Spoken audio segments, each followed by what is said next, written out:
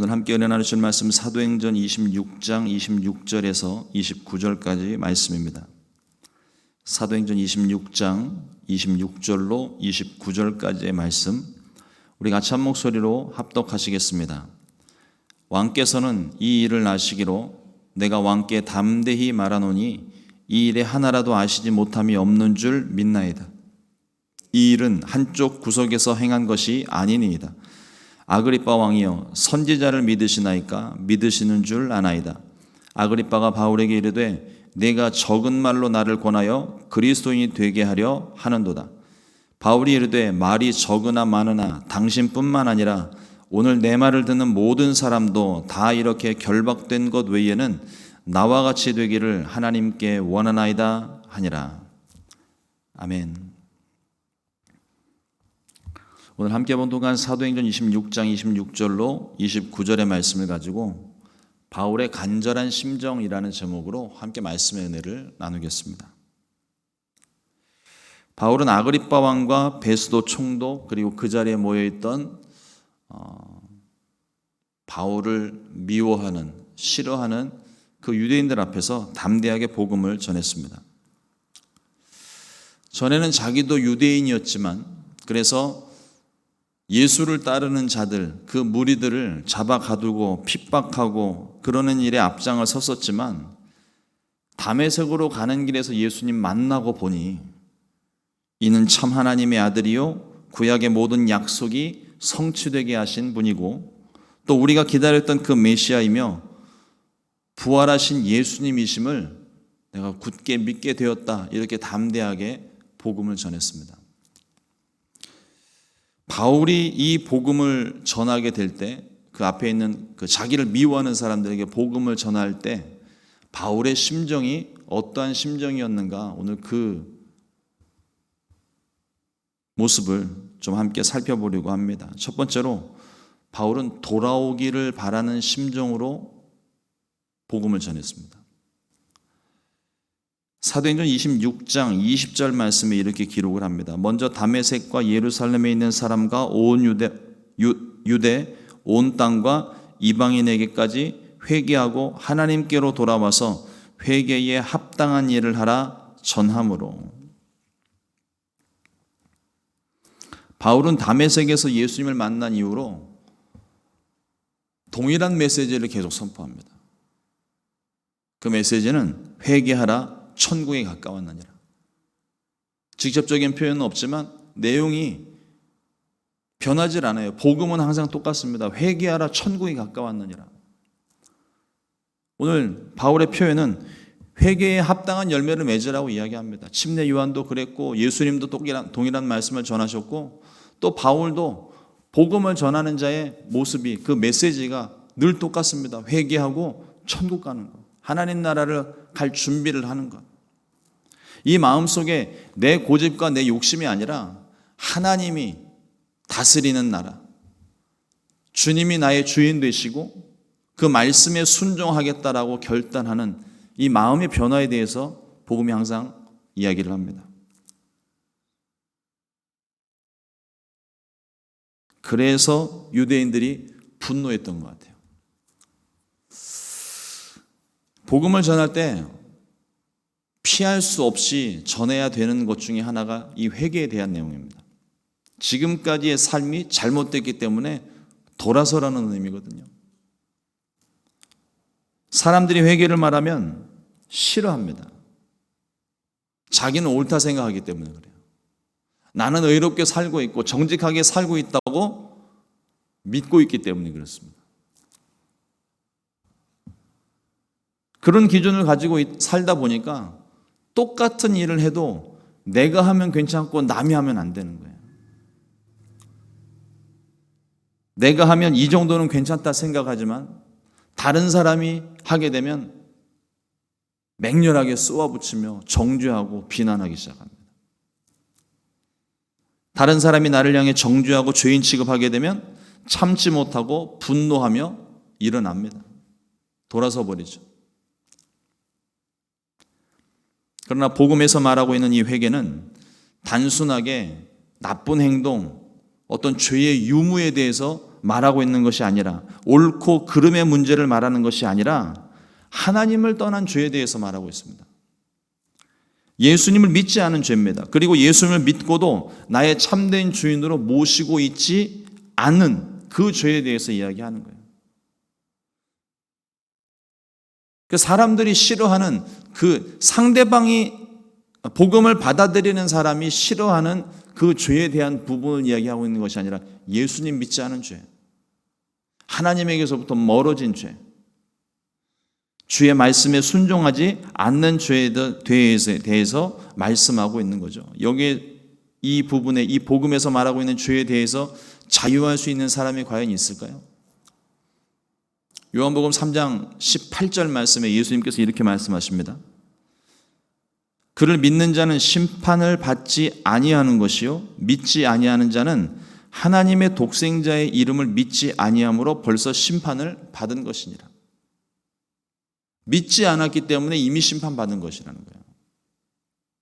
믿지 않기 때문에 그 끝이 어떻게 될지는 성경에서 너무나도 분명하게 말하고 있습니다. 그 믿지 않은 죄에 대해서 분명히 심판을 받게 된다. 그러나 믿은 우리들에 대해서는 정죄함이 없는 것입니다. 심판받지 않는다고 주님께서 말씀하셨어요.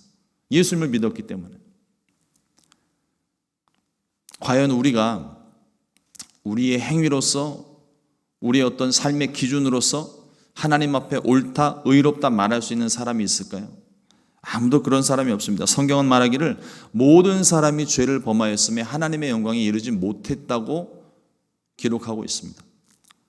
그러므로 회개하고 믿고 침례를 받으면 구원을 받을 것이고, 믿지 않으면 회개도 없고 침례도 없으므로 결국 정죄함을 받고 심판을 받게 되는 것입니다.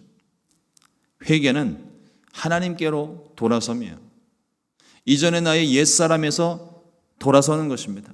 세상을 향했던 마음에서 돌아서는 것이고, 죄에서 돌아서는 것은 기본이고, 내 마음, 내 고집대로, 내 기준대로만 살았던 나의 삶을 버리고 하나님이 원하시는 방법대로 살고자 결단하고 돌아서는 것이, 이것이 회개입니다. 바울은 하나님의 선택받았던 백성들이 돌이켜서 하나님께로 다시 돌아서고 예수님을 믿고 다시 하나님의 백성, 이제는 하나님의 자녀가 되기를 간절히 바라고 소망했기 때문에 그들이 매질을 하고 핍박을 하고 결박을 하고 죽이려고 달려들어도 그들에게 돌아오기를 바라는 간절한 심정으로 주의 복음을 전하고 있었습니다. 두 번째로 바울의 심정은 깨닫기를 바라는 심정입니다. 바울의 복음을 듣고 아그리빠 왕이 바울을 미쳤다고 조롱을 합니다. 네가 공부를 많이 하더니 드디어 미쳤구나. 십자가에서 죽은 자가 어떻게 다시 살아날 수 있느냐 반문을 합니다. 우리가 십자가의 형벌을 우리가 잘 아는 것처럼 십자가는요, 죽기 전에는 못 내려와요. 죽을 때까지 매달아 놓는 형벌이 십자가형입니다. 시간이 없어서 만약에 내려야 되는 상황이 되면 옆구리를 찔러서, 창으로 옆구리를 찔러서 죽었나 살았나 확인해 보고, 그래도 뭔가 몸이 움직이고 반응이 있으면 그때 다리를 꺾는 거예요. 완전히 죽어야 내려올 수 있는 곳이 십자가입니다.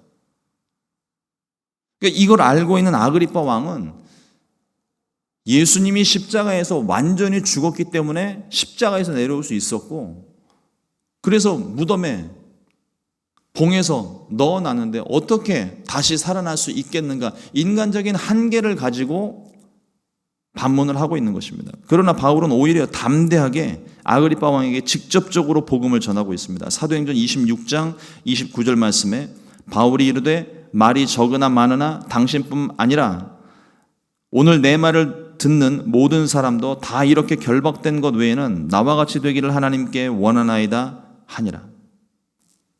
여기서 바울의 복음에 대한 자부심과 당당함을 봅니다. 여러분, 복음을 전하는데 내 마음에 확신 없이 긴가민가 의심 가지고 두렵고 떨리는 마음으로, 아니면 어떤 경우에는 정말 제발 좀 믿어달라는 간절함이 넘쳐나서 비굴한 모습으로 주의 복음을 전하는 그런 모습으로 복음을 전하면 안 됩니다. 복음을 전할 때 주눅들거나 비굴한 모습으로 전하는 것이 아니라 담대하게, 당당하게 자부심을 가지고 복음을 전해야 되는 거예요. 우리는 복음을 전하면서 그 상대방에게 구걸을 하고 있는 게 아니에요. 그 사람에게 생명을 주기 위해, 내가 가진 생명을 나누기 위해, 내가 받은 그 사랑을 나누기 위해서 우리가 복음을 전하는 것이지, 그 사람한테 막 애걸복걸하면서 막 비굴하게 복음을 전하는 것이 아닙니다. 우리가 전하는 복음은 천지를 창조하신 하나님의 말씀이요 우리를 구원하신 생명의 말씀입니다. 바울은 아그리빠 왕과 총독과 유대인들 모두 복음을 깨닫고 자신처럼 예수님 믿기를 바라는 간절한 심정으로 복음을 전하고 있습니다. 다만 당당하게 복음을 전해야 되죠. 자부심을 가지고 복음을 전해야 하지만 그것이 무례하지 않아야 됩니다. 교만함으로 나타나면 안 됩니다. 상대를 사랑하는 마음으로, 긍휼히 여기는 마음으로, 무엇보다 나를 사랑하셨던, 이 세상을 사랑하셨던 주님의 그 마음을 가지고, 그 심장을 가지고 상대방에게 복음을 전하는 거예요. 믿지 않으면 그 사람의 미래가 보이기 때문에, 그 끝이 정해져 있기 때문에 안타까운 마음으로 우리가 복음을 전하는 것이지, 절대로 교만한 마음, 상대적인 우월감을 가지고 이걸 가지고 교만한 모습, 무례한 모습으로 안 믿으면 막 지옥 간다고 막 혼을 내고 야단을 내면서 그렇게 복음 전하는 게, 오히려 그것은 역효과만 날 뿐이죠. 복음을 전하고 또 복음을 받아들이고 믿는 일은요, 영적인 일입니다. 그렇기 때문에 우리가 그만큼 기도로 준비를 해야 되는 거예요. 전에도 말씀 나눴듯이 핍박이 심한 나라에서 복음을 전하다가 걸리면 나도 죽을 수 있는 그런 상황에서 복음을 전하는 한 선교사님의 그 간증, 복음 전할 때 아주 확신이 들지 않은 이상에는 복음을 전하기가 힘든 곳이기 때문에 그 한 사람을 놓고요 5년을 기도를 한다는 거예요. 5년을. 그러고 나가서 그 사람에게 복음을 전하면 백발백중이래요. 그러니 기도로 준비되어져서 우리가 복음을 전해야 되는 것이 왜 필요한지는 두 말하면 이제 더 잔소리가 되는 거죠.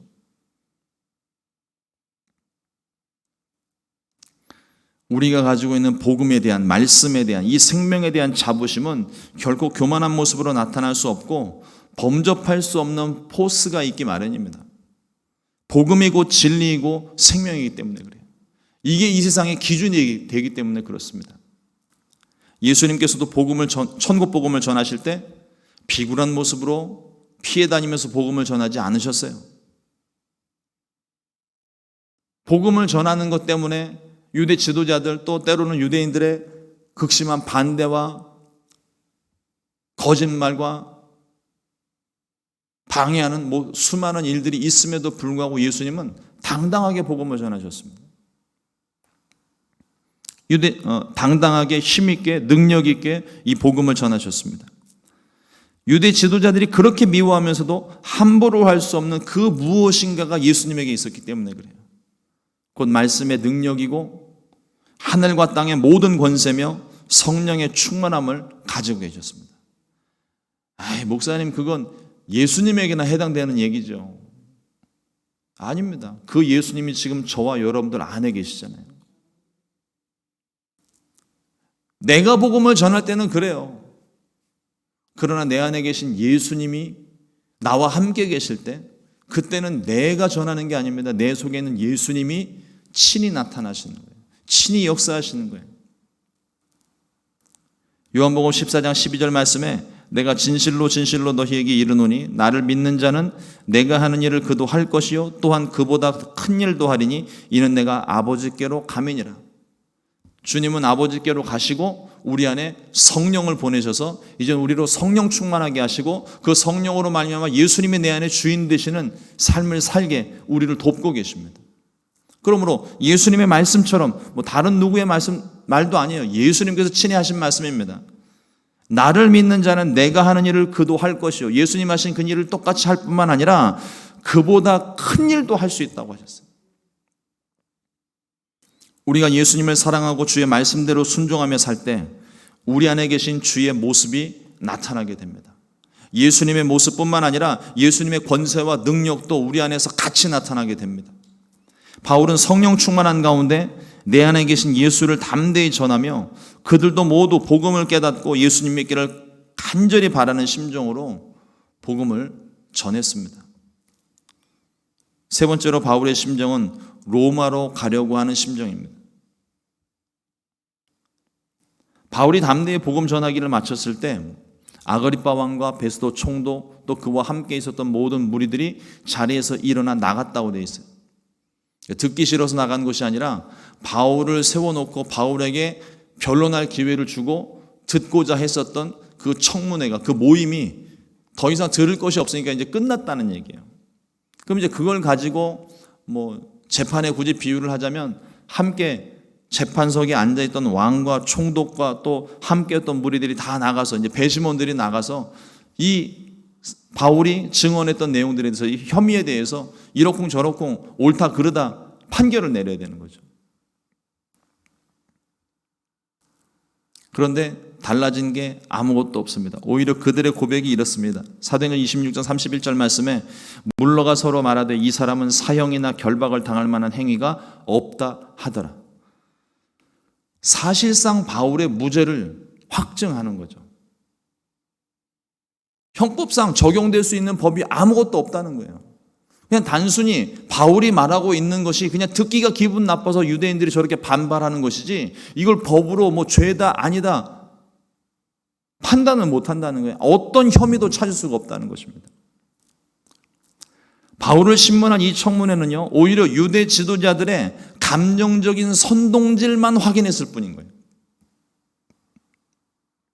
그런데도 바울을 풀어줄 수가 없습니다. 이유는 첫 번째로는 유대인들 행동이 불보듯 뻔하기 때문에 로마 시민권을 가진 이 바울을 그냥 내보냈다가는 저 사람들한테 돌에 맞아 죽든지 가는 길에 비명 행사할 수 있기 때문에 로마 시민을 보호하는 차원에서 일단은 구류를 해두는 것이고요. 둘째는 바울이 가이사에게 재판을 신청했기 때문입니다. 만일 바울이 가이사에게 재판을 신청하지 않았더라면 바울은 로마 군인들의 보호 아래 무죄로 풀려났을 거예요. 그게 32절에 그렇게 기록이 되고 있는 것입니다.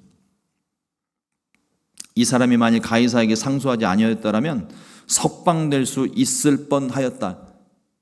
최종 권한을 가지고 있는 왕이 한 얘기예요. 그러나 이 왕보다 더 높은 당시 로마의 지배를 받고 있는 이 유대 지역의 분봉왕에 불과한데 가이사에게 재판을 신청했기 때문에 가이사에게 갈 수밖에 없다는 겁니다.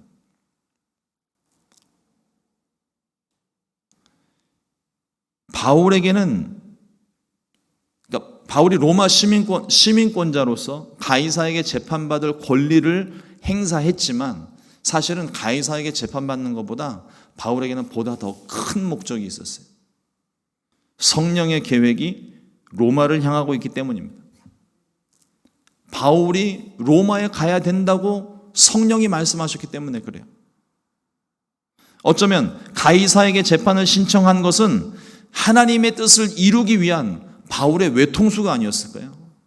꼼짝도 못하는 겁니다. 이제는 본인도 꼼짝 못하고 유대인들도 심지어는 그 유대 지역을 다스리는 분봉왕조차도 이제는 더 이상 어떻게 이 사람을 손쓸 방법이 없는 거예요. 이 사람을 로마로 보낼 수밖에 없는데, 근데 그냥 보내는 것이 아니라 위험천만한 곳으로 보내는 것이 아니라 로마의 병사들까지 다 붙여서 안전하게 그 로마, 이 바울이 가고 싶어하는 그 로마, 성령께서 이끄시는 그 로마를 향해서 모든 사람들을 붙여서 보낸다는 거예요. 여기서 우리가 하나 깨닫는 것이, 우리는 하나님의 뜻을 알면서도요, 고난이 예상되고 험난한 과정이 예상되면 자꾸 피하고 싶어 합니다. 예수님의 기도를 똑같이 따라 하더라고요. 아버지, 할만하시거든 이 잔을 내게서 옮기시옵소서. 그 뒤에를 알면서도요, 그 뒤에 있는 내용은 기도를 안 해요. 기도가 거기서 끝납니다.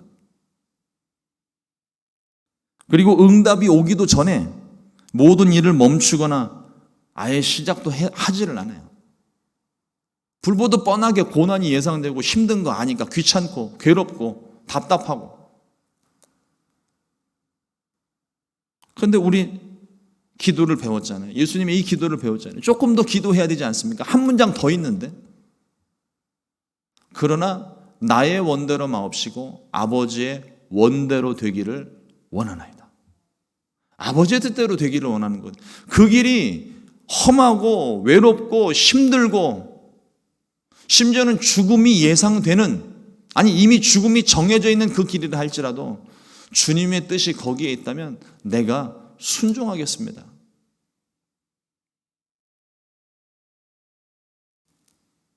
우리의 기도의 목적은요, 더 나아가 우리 인생의 목적은요, 하나님의 뜻을 이루는 삶입니다. 하나님의 뜻대로 살아가는 삶이어야 됩니다. 바울은 지금 자신의 안위보다 예수님을 만난 순간부터 정해진 이방인을 향한 복음 전도자, 그리고 선교 여행 중에 깨닫게 하신 하나님의 계획을 이루는 것을 최우선으로 생각을 하고 있는 사람이에요. 사도행전 24년 11절 말씀입니다. 그날 밤에 주께서 바울 곁에 서서 이르시되 담대하라, 내가 예루살렘에서 나의 일을 증언한 것 같이 로마에서도 증언하여야 하리라 하시니라. 하나님의 명령이 떨어졌습니다. 로마로 가라는 거예요. 거기 가서도 복음을 전해야 된다고 말씀하셨습니다. 주님, 그곳에 가면 저는 진짜 죽을지 모릅니다. 하나님 그 이후로는 아무 말씀도 안 하신다. 하나님이 아무 말씀 안 하신다는 건 뭡니까? 뜻이 변할 수가 없다는 거예요. 가야 된다는 겁니다. 바울이 그걸 알아요.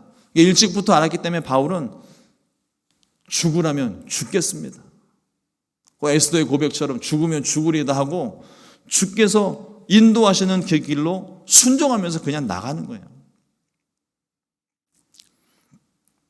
그 말씀하신 그 뜻을 이루기 위해 불편해도 유죄를 받아도 고난을 받고 심지어 죽을지 몰라도 기어이 로마로 가겠다는 간절한 심정으로 가이사에게 재판을 신청했던 거예요.